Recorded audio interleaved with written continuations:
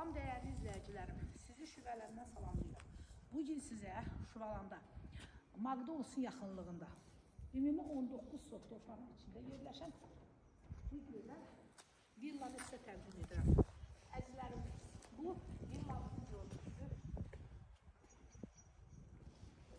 Bax, bu hissədən də şüşəli yerdən burada yəni hovuz hissəyə giriş var.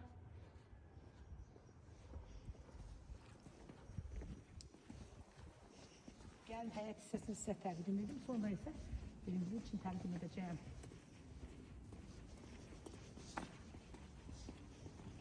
Burada garaj hissəsidir.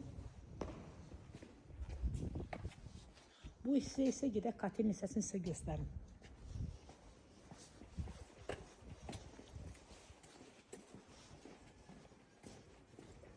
Villamızı sağına, soluna fırlanmağa yeri.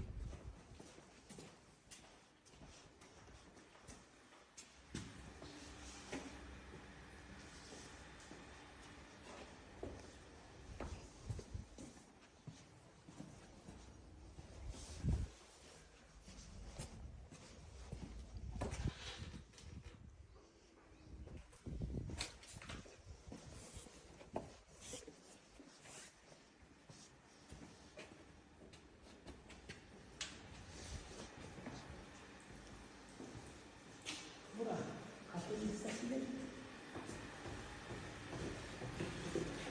Buradan da evin altından da basket tarafa koyulan yine.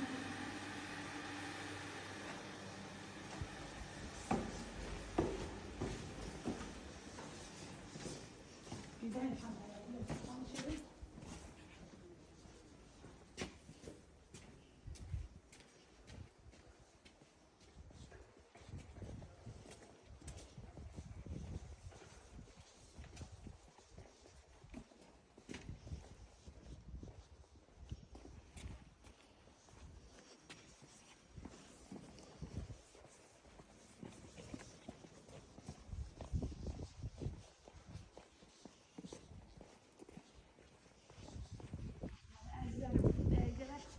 Yani tam video bir çəkişə yerləşmir deyə 2-3 hissədən çəkəcəm, yəni hamısına baxarsınız.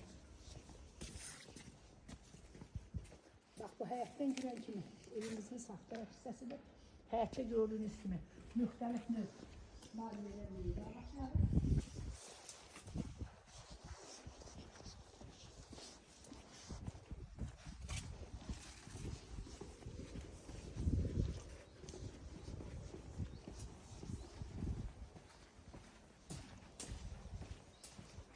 Burada da yine iki tıklı ev var.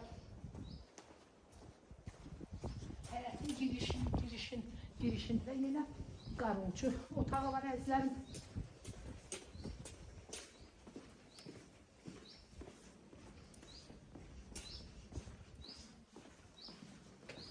Bax, bu hissələrdə evə giriş var. Evin arxa tərəfinə